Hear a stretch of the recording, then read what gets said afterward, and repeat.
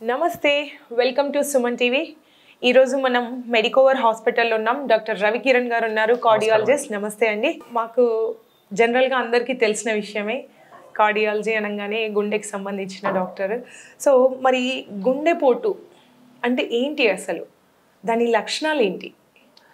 So గుండెపోటు అంటే గుండెకి రక్తం ఇచ్చేటువంటి రక్తనాళాలు సడన్గా మూసుకపోతే వచ్చేటువంటి సమస్యని గుండెపోటు అంటారు.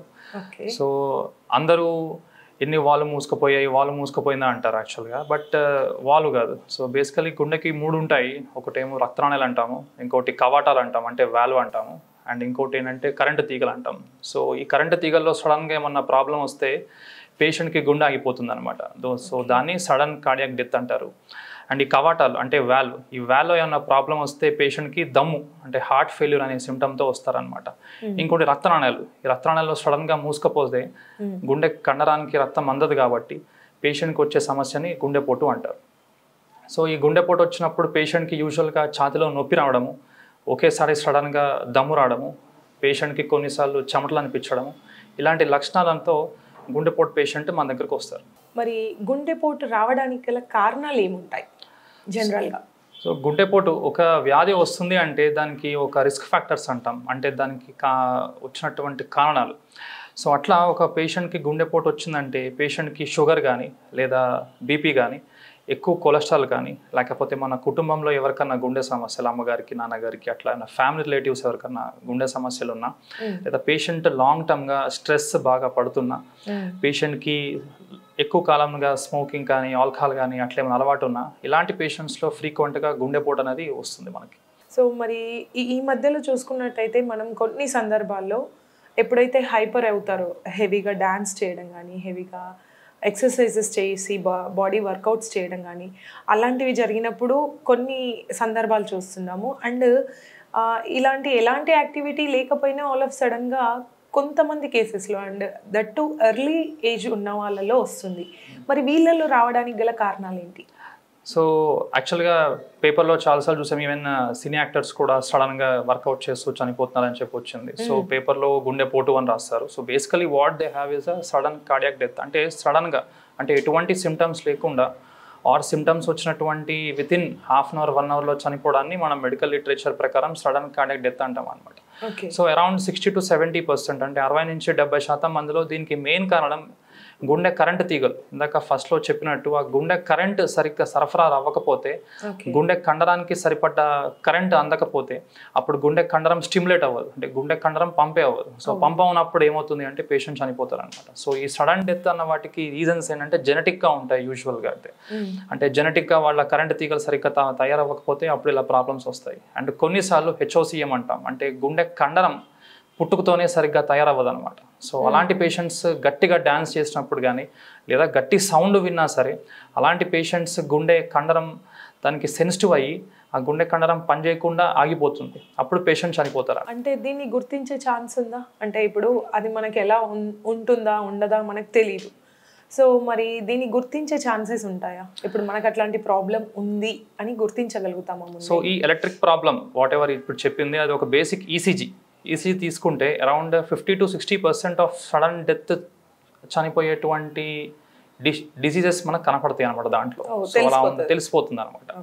సో అలా ఉన్నప్పుడు మనం ముందుగా జాగ్రత్తగానే మనం ఎక్కువ ఎక్సర్సైజ్ చేయకుండా ఆర్ ఎక్కువ సౌండ్ వినకుండా, and particularly early morning alarm పెట్టుకున్నప్పుడు అట్లా, సో ఇలాంటి చిన్న లైఫ్ స్టైల్ చేంజెస్తో పేషెంట్స్ సడన్గా చనిపోకుండా మనం కాపాడుకోవచ్చు అనమాట. అండ్ కొంతమంది పేషెంట్స్ వాళ్ళ ఫ్యామిలీలో కూడా కొన్నిసార్లు ఇట్లా ఫ్యామిలీ పరంగా ఇట్లాంటి సమస్యలు వస్తాయి అనమాట. వాళ్ళ ఫ్యామిలీ ఎవరన్నా ఇలా సడన్గా చనిపోయారు అనుకోండి, దెన్ రిమైనింగ్ రిలేటివ్స్ అంటే ఒక అన్నయ్య ఎవరికైనా అయిందనుకోండి, వాళ్ళ తమ్ముడు సిస్టర్ కూడా ఒకసారి ఈసీజీ గుండె స్కాన్ చేపిస్తే ఇట్లాంటిది ఏమన్నా సమస్య ఉందని వాళ్ళు ముందుగానే తెలుసుకోవచ్చు అనమాట. అంటే relatives, blood relation, first degree relatives అంటాం. బేసికలీ ఫస్ట్ డిగ్రీ అంటే అమ్మ, నాన్న అండ్ చెల్లి, అక్క, తమ్ముడు, these people at least they have to undergo and ECG and ఎక్కువ అనమాట.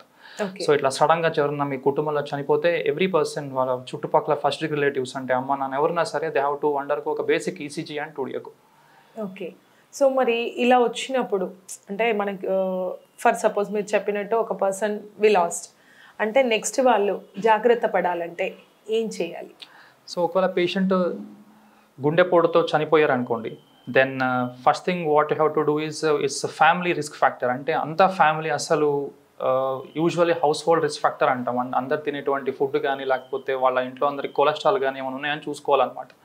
అండ్ ఇంకోటి వాళ్ళ డిసెండెంట్స్ అంటే వాళ్ళ కొడుకు కానీ లేకపోతే వాళ్ళ తమ్ముడు అన్నయ్య వాళ్ళు కూడా they have to undergo and little cardiac evaluation అంటే ఒక చిన్న ఈసీజీ టూడియోకు చేయించుకోవాలి.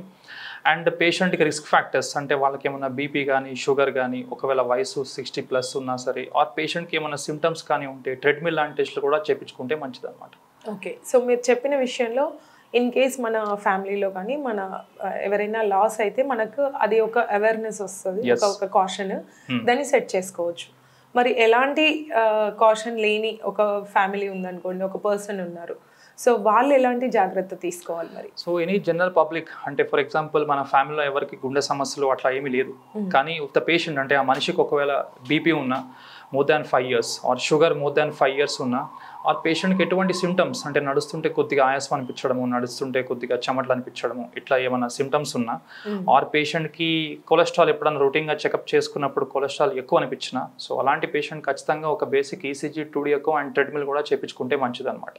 And any patient who is more than 65 years also, it is అంటే 65 ఏళ్ళు దాటినటువంటి మనుషులకు కూడా ఒక ఈసీజీ టూడియోకో కుదిరితే ట్రెడ్మిల్ టెస్ట్ చేయించుకుంటే ఏమైనా సమస్య ఉంటే మనం ముందుగా తెలుసుకోవచ్చు అనమాట. ఇంకొకటి ఏంటి అంటే ఇప్పుడు ఆల్మోస్ట్ ఒక 6 months 1 yearలో ఒక లైఫ్ స్టైల్ చేంజ్ అవుతుందని చెప్పాలి, ఒక కన్సిస్టెన్సీ ఉండలేదు ఎప్పుడు ఏం జరుగుతుంది అనేది. సో మరి ఇప్పుడు ఇలా మీరు చెప్పిన సిమ్టమ్స్ ఏవైనా ఉంటే ఎన్ని రోజుల గ్యాప్లో మనము ఈ టెస్ట్లు చేయించుకోవాలి, అంటే ఒకసారి చేయించుకున్న తర్వాత నెక్స్ట్కి ఎంత గ్యాప్ ఉండొచ్చు? So usually what we tell is a warranty period madam. అంటే ఒకసారి మీరు గుండెకి సంబంధించిన టెస్ట్ చేయించుకుంటే అంటే till what time you can మళ్ళీ రిపీట్ చేయాలి, that's what your extra question. So ఒక patient normal patient treadmill test చేయించుకోవాలి అనుకోండి మేడం, సో దాని యొక్క warranty period will be around 15 to 18 months, అంటే 15 నెలల నుంచి 18 నెలల దాకా పేషెంట్కి 95% గుండె సమస్య రాదు అని మీనింగ్ అనమాట. సో బట్ ఇఫ్ ద పేషెంట్కి బీపీ కానీ షుగర్ కానీ ఆర్ రీసెంట్గా బాగా కొలెస్ట్రాల్ ఎక్కువ కానీ ఆర్ రీసెంట్గా ఏమన్నా బాగా స్ట్రెస్ వర్క్ ఏమైనా ఉందనుకోండి, then it's recommended to get at least yearly అనమాట, at least yearly once. Otherwise 1.5 to 2 years is what recommended time frame. So ఒక పర్సన్కి గుండెపోటు వచ్చింది, ఎమర్జెన్సీగా ఎలాంటి ట్రీట్మెంట్ ఇవ్వాలి? సో గుండెపోటు వచ్చినప్పుడు పేషెంట్ ఛాతి నొప్పి దమ్ము అని బాగా చెప్పాడు అనుకోండి, సో యూజువల్ ఒక బై స్టాండర్ అంటే ఒక నార్మల్ మనిషికి అసలు అది గుండెపోట దేనివల్ల వస్తుందో మనకైతే తెలియదు. బట్ ఇఫ్ వాళ్ళు పేషెంట్ సిమ్టమ్స్ బట్టి ఇది గుండెపోటు అయి ఉండొచ్చు అని అనుకున్నారు అనుకోండి, దాని ఒక అంబులెన్స్ వచ్చి హాస్పిటల్కి వచ్చి చెక్ చేయించడానికి కనీసం 1 గంట 2 గంటలు సమయం అయిపోతుంది. సో అలా కాకుండా మీ ఇంటి దగ్గర ఎక్కడన్నా చిన్న ఫార్మసీలో ఆస్పిరిన్ అనే ట్యాబ్లెట్ ఉంటుంది. ఆస్పిరిన్ అంటే ఒక రక్తం పలచబడేటువంటి ట్యాబ్లెట్ అనమాట. ఒక 150 mg ట్యాబ్లెట్ దొరుకుతుంది. ఒక 2 ట్యాబ్లెట్లు వేయించారు అనుకోండి పేషెంట్కి, దానివల్ల నష్టం అయితే ఏమి ఉండదు పేషెంట్కి. కానీ నిజంగా ఒకవేళ ఆ పేషెంట్కి గుండె సమస్య ఉంటే మాత్రం అది పేషెంట్ హాస్పిటల్ వచ్చే వరకు పేషెంట్ కొద్దో గొప్ప హెల్ప్ అయితే అవుతుంది అనమాట. పేషెంట్ చనిపోకుండా రక్తనాళం మరీ 100% మూసుకుపోకుండా కొద్దిగా హెల్ప్ అయితే అవుతుంది అనమాట. That's what one which common person can do. And second thing ఏంటంటే కొన్నిసార్లు పేషెంట్కి పెద్ద గుండెపోటు వచ్చినప్పుడు గుండె పంపింగ్ ఒకేసారి ఆగిపోయి పేషెంట్ కింద పడిపోతారు, స్లో కోల్పోయి. అలాంటప్పుడు ఏంటంటే సిపిఆర్ అంటాం. సిపిఆర్ అంటే కార్డియోపల్మనరీ రిససిటేషన్ అంటాం. అంటే పేషెంట్ ఛాతి మీద 2 చేతులు కూడా పెట్టి 2 చేతుల్ని ఒత్తడం అనమాట. సో ఒక మెడికల్ హెల్ప్ వచ్చేదాకా అలా ఒకటి చేస్తే పేషెంట్ని మనం హాస్పిటల్ వచ్చేదాకా బతికేటువంటి అవకాశం అయితే ఉంటుంది. సో ఈ 2 things ఒక కామన్ పర్సన్ చేస్తే బాగుంటుందని నా ఒపీనియన్. ఈ మధ్యన న్యూస్ చూసుకున్నట్టయితే ఒక పర్సన్కి గుండెపోటు వస్తే ఇమీడియట్గా హాస్పిటల్కి తరలించే లోపు వాళ్ళకి రిస్క్ జరిగిపోతుంది. సో అలాంటి టైంలో సార్ చెప్పినట్టు ఒక 2 tablets అట్లీస్ట్ మనం హాస్పిటల్ వెళ్ళే వరకు సస్టైన్ చేస్తాయి అని చెప్తున్నారు. So please note this. And ఇంకొకటి ఏంటి సార్, ఇప్పుడు గుండెపోటు వచ్చినప్పుడు అంటే ట్రీట్మెంట్స్ జరుగుతాయి, మరి ఇందులో అడ్వాన్స్ ట్రీట్మెంట్స్ ఏమైనా వచ్చాయా? సార్ యూజువల్గా పేషెంట్కి గుండెపోటు రాగానే అందరికీ చేసేటువంటి టెస్ట్ పేరు ఏంటంటే యాంజియోగ్రామ్. యాంజియోగ్రామ్ అంటే ఇందాక చెప్పినట్టు రక్తనాళాలు ఎలా ఉన్నాయో చూసేటువంటి టెస్ట్ అనమాట. సో దాంట్లో బ్లాకేజెస్ ఉన్నాయా, ఉంటే ఎంత ఉన్నాయి, దాన్ని ఏం చేయాలి అని చెప్పి తెలుస్తుంది ఆ టెస్ట్ ద్వారా. సో ప్రతి పేషెంట్ అంటే గుండెపోటు వచ్చిన పేషెంట్ యాంజియోగ్రామ్ టెస్ట్ చేయించుకోవాలి. దాంట్లో ఉన్నటువంటి కాంప్లెక్సిటీ అంటే ఎన్ని బ్లాకేజెస్, ఎలాంటి బ్లాకేజెస్ బట్టి మనం యూజువల్గా స్టంట్ కానీ బైపాస్ ఆపరేషన్ కానీ అడ్వైజ్ చేస్తాం అనమాట. కొన్నిసార్లు ఈ రక్తనాళాల్లో ఏంటంటే కొవ్వు పేరుక్కుంటుంది, కొవ్వు పేరుక్కొని రక్తం గడ్డ కడుతుంది. మరీ చాలా కాలం నుంచి పేషెంట్కి షుగర్ ఉన్నా లేదా పేషెంట్కి ఏమైనా కిడ్నీ సమస్యలు ఉన్నా, ఎక్కువగా స్మోకింగ్ చేస్తున్నా ఈ కొలెస్ట్రాల్తో పాటు కాల్షియం కూడా పేరుక్కుంటుంది రక్తనాళాల్లో. సో ఈ కాల్షియం ఏం చేస్తుందంటే మనం వేసేటువంటి స్టంట్ కానీ లేకపోతే మనం పంపించేటువంటి బెలూన్ అంటే ఎనీ ట్రీట్మెంట్ ఏం చేస్తుంటే కాల్షియం గట్టిగా ఉండడం వల్ల అది ఈల్డ్ అవ్వదు అనమాట. మనం చేసే ట్రీట్మెంట్కి ఆప్టిమల్ రిజల్ట్స్ రావన్నమాట. సో ఇలాంటి పేషెంట్స్కి ఏం చేస్తామంటే రోటాబ్లేషన్ అంటాం. రోటాబ్లేషన్ అంటే ఆ కాల్షియం మొత్తం డ్రిల్ చేస్తాం. మనం డ్రిల్ చేసి పేషెంట్కి మనం స్టంట్ వేస్తాం అనమాట. సో దాన్ని అదొక latest treatment which we see. And second thing ఏంటంటే స్టంట్ పేషెంట్ ఒక 10 ఏళ్ళు 15 ఏళ్ళ క్రితం వేసుకున్నారు. సో పేషెంట్ టాబ్లెట్స్ వేసుకుంటున్నారు, కానీ బీపీ షుగర్ ఉండడం వల్ల కొంతమందిలో ఏమవుతుందంటే స్టంట్ అనేది క్లోజ్ అవుతుంది అనమాట. సో ఒకసారి స్టెంట్ క్లోజ్ అయిపోతే అందరూ బైపాస్ ఆపరేషన్ చేయాలంటారు అనమాట. బైపాస్ ఆపరేషనే చేయాల్సిన అవసరం లేదు. సో ఈవెన్ చిన్న చేతి నుంచే అనమాట మనం డ్రగ్ కోటెడ్ బెలూన్ అంటాం. అంటే మూసుకుపోయినటువంటి స్టెంట్ని మనం చేతి నరం ద్వారానే తెరిపించి మళ్ళీ మూసుకుపోకుండా దానికి ట్రీట్మెంట్ ఇవ్వచ్చు అనమాట. ఓకే, ఇది ముందుగా తెలుసుకోవచ్చా? అంటే సార్ ఇప్పుడు ఇయర్లీ సో బేసికలీ మనం ఇందాక అనుకున్నట్టు ఇయర్లీ వన్స్ ఒకసారి మనం చేయించాలని చెప్పాం కదా. సో చెక్ చేసేటప్పుడు గుండె పంపింగ్లో ఏమన్నా ప్రాబ్లం ఉన్నా, చేసిన ట్రెడ్మిల్లో ఏమన్నా పాజిటివ్ వచ్చినా అప్పుడు మనం ముందుగానే యాంజియోగ్రామ్ చేస్తే స్టంట్ పూర్తిగా క్లోజ్ అవ్వక ముందే స్టంట్కి ఏమైనా ప్రాబ్లం ఉందని కనుక్కొని మనం ట్రీట్మెంట్ ఇంటెన్సిఫై చేయడం కానీ లేకపోతే ఇంకేమైనా ట్రీట్మెంట్స్ కానీ ఇవ్వచ్చు అనమాట. ఓకే, మరి దీంట్లో రిస్క్ ఫ్యాక్టర్స్ ఏంటి? అంటే ఎలాంటి వాళ్ళకి రిస్క్తో కూడుకున్నది అని మనం ఒకసారి స్టంట్ వేసిన తర్వాత patient optimization of medical factors అంటాం. అంటే పేషెంట్ యొక్క బీపీ కానీ షుగర్ కానీ or alcohol smoking whatever ఏమైనా ఉన్నా సరే అవన్నీ కంట్రోల్లో ఉంచుకుంటే యూజువల్గా స్టంట్ లైఫ్ అనేది మంచిగా ఉంటుంది అనమాట. బట్ వన్స్ యూ స్టంట్ వేసుకున్నాక ఎవ్రీథింగ్ ఈజ్ గుడ్ అనుకొని if you continue same old lifestyle then again అంటే మళ్ళీ స్మోకింగ్ చేయడం కానీ ఆర్ షుగర్ బీపీ కంట్రోల్ లేకుండడం కానీ అట్లా ఏమైనా ఉంటే ఆ స్టంట్ అనేది మెల్లమెల్లగా మూసుకుపోతుంది అనమాట. So not only stent, even bypass operation చేసిన తర్వాత కూడా ప్రాపర్ ఆప్టిమైజేషన్ అంటే మన యొక్క బీపీ షుగర్ ఇవన్నీ కంట్రోల్లో ఉంచుకోవాలి. ఎందుకంటే bypass operation also not an ultimate, అంటే ఒకసారి చేస్తే అయిపోతుందని కాదు. ఆ గ్రాఫ్ట్స్ కూడా మూసుకుపోయి పేషెంట్కి మళ్ళీ గుండెపోటు వచ్చే అవకాశం ఉంటుందన్నమాట. సో అందుకని స్టంట్ లేదా బైపాస్ ఏ చేయించుకున్నా సరే బీపీ షుగర్ కొలెస్ట్రాల్ ఇవన్నీ కంట్రోల్లో ఉంచుకోవాలి, స్ట్రెస్ తగ్గించుకోవాలి, స్మోకింగ్ ఆల్కహాల్ ఉంటే టోటల్గా అవాయిడ్ చేయాలి, ఇయర్లీ వన్స్ ఒకసారి కార్డియాక్ ఎవాల్యుయేషన్ చేయించుకోవాలి, ఏమైనా సిమ్టమ్స్ ఉన్నా సరే డాక్టర్ దగ్గరికి ఎమ్మటే వచ్చి చూపించుకోవాలి.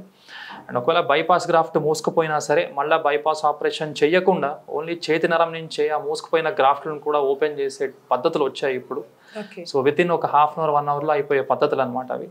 సో అలా పేషెంట్ ప్రాపర్ ట్రీట్మెంట్ తీసుకుంటే ఎక్కువ కాలం వాళ్ళు మంచుకుంటారు. ఇప్పుడు కామన్గా అప్పుడు ఒక 20 నుంచి, ఎందుకంటే 20 బిలో వరకు కూడా ఒక 2 కేసెస్ చూస్తున్నాం. బట్ మోస్ట్లీ 20 to 40 మధ్యలో ఉన్న వాళ్ళ హార్ట్ సరిగ్గా పనిచేయాలి, నార్మల్గా ఉండాలి అంటే ఎలాంటి రెగ్యులర్ డే స్క్రిప్ట్ ఫాలో అవ్వాలి? So script is irrespective of age madam. So what actually healthy life style అంటే ఎవ్రీ పర్సన్ ఒక 20 minutes బ్రిస్క్ వాకింగ్ అంటాం. అంటే చెమట వచ్చేలాగా ఖచ్చితంగా వాకింగ్ అనేది చేయాలి. అయితే ఇలా పేషెంట్ ఒక 5-10 minutes వాకింగ్ చేయగానే దమ్ము వస్తుంది అంటే ఆయన హార్ట్ ఫిట్గా లేనట్టు లేదా హార్ట్ ఏమైనా సమస్య ఉన్నట్టు. అలా ఉన్నప్పుడు ఏమంటే డాక్టర్కి వచ్చి చూపించుకోవాలి. The first thing. Second thing ఏంటంటే స్ట్రెస్ అనేది బాగా తగ్గించుకోవాలి. And properly 7 hours sleep is which is most important to every person. అదే మిస్ అవుతుంది. లాంగ్ టర్మ్ స్లీప్ తక్కువ లేదనుకోండి, అంటే లాంగ్ టర్మ్గా ఎవ్రీ 6 hours ఆర్ పడుకున్న 7-8 hours కూడా మంచిగా పడుకోలేదనుకోండి బికాస్ ఆఫ్ మల్టిపుల్ రీజన్స్. అంటే కొంతమందికి గురక వల్ల కూడా కరెక్ట్గా స్లీప్ రాదు. ఇలా మల్టిపుల్ రీజన్స్ వల్ల స్లీప్ లేకపోతే దట్ క్రానిక్ స్లీప్లెస్నెస్ కూడా గుండెపోటుకి కారణం అనమాట. సో కాబట్టి స్ట్రెస్ తగ్గించుకోవడం, ప్రాపర్ టైం పడుకోవడం and every day at least 20-30 minutes brisk చెమట వచ్చేలాగా వాకింగ్ చేయడం. అండ్ థర్డ్ థింగ్ ఏంటంటే ఇందాక చెప్పినట్టు స్మోకింగ్ ఆల్కహాల్ బీపీ షుగర్ అలా ఏమున్నా సరే ప్రాపర్గా కంట్రోల్ ఉంచుకోవడం. బీపీ షుగర్ లేకపోయినా కార్డియాక్ అరెస్ట్ అయ్యే ఛాన్స్ ఉందా? పేషెంట్కి ఫ్యామిలీ హిస్టరీ అంటే వాళ్ళ ఫ్యామిలీలో ఎవరికైనా గుండె సమస్యలు ఏమైనా ఉన్నాయనుకోండి madam. So then there the chance that patient BP sugar ఏం లేకపోయినా సరే పేషెంట్కి గుండె సమస్య వచ్చే అవకాశం ఉంటుందన్నమాట. వెరీ రేర్లీ, అంటే అరౌండ్ 15-20% ఆఫ్ గుండెపోటు వచ్చిన పేషెంట్స్లో వితౌట్ రీజన్ ఏమి ఉండదు అనమాట. బట్ స్టిల్ వాళ్ళకి గుండెపోటు వచ్చే అవకాశం ఉంటుంది. So what in our hand is prevention. So మీరు ప్రాపర్గా health style life style if you కంట్రోల్లో ఉంచుకుంటే దెన్ మ్యాక్సిమం గుండెపోటు రాకుండా యూ కెన్ లివ్ అనమాట. ఫుడ్ ఇంపాక్ట్ ఎంతవరకు ఉంటుంది? యాక్చువల్గా ఇప్పుడు గుండెపోటు అనేది it's not just blood clot. అసలు బ్లడ్ క్లాట్ ఎందుకు అవుతుంది అంటే ఇన్ఫ్లమేషన్ అంటాం. ఇన్ఫ్లమేషన్ అంటే బాడీలో ఉన్నటువంటి రియాక్షన్ అనమాట. సో ఆ బాడీ రియాక్షన్ అన్నది ఎక్కువ ఉందనుకోండి దెన్ పేషెంట్కి ఆటోమేటిక్గా గుండెపోటు వచ్చే అవకాశం కూడా ఎక్కువ ఉంటుంది అనమాట. సో ఆ రియాక్షన్ అనేది inflammation it depends upon our diet. So మనం రోజు ఫ్రై ఫుడ్స్, ఆయిల్ ఫుడ్స్ ఇలా ఎక్కువ తిన్నాం అనుకోండి, so even though hour cholesterol is normal, but మన బాడీలో ఇన్ఫ్లమేషన్ ఎక్కువ అవుతుంది, దానివల్ల గుండెపోటు వచ్చే అవకాశం కూడా ఎక్కువ ఉంటుంది అనమాట. So in general animal fat అంటే మటన్, చికెన్ అవి బాగా లిమిటెడ్గా తినాలి. ఫ్రై ఫుడ్స్ మ్యాక్సిమం తగ్గించుకొని తింటే మంచిది. అండ్ ఆయిల్ కూడా it's not use palm oil or coconut oil.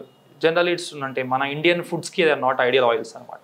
ఇదండి, మనం మన గుండెని మంచిగా ఉంచుకొని దాన్ని సక్రమంగా మన లైఫ్ లీడ్ అయ్యేంత వరకు అంటే మన ఏజ్ లిమిట్ ఇంత అని లేదు, బట్ మనం గుండెని ఎంత జాగ్రత్తగా చూసుకుంటే మన ఏజ్ అంత పెరుగుతుంది. సో అది మన చేతుల్లోనే ఉంది. ముందుగా జాగ్రత్తలు చూసుకోండి. అండ్ డాక్టర్ గారు చెప్పినట్టు వీలైనంతగా ఎక్సర్సైజ్ అండ్ బ్యాడ్ హాబీస్ లిమిట్లో ఉంచుకుంటే మంచిది. So thank you sir, thank you so much for your information.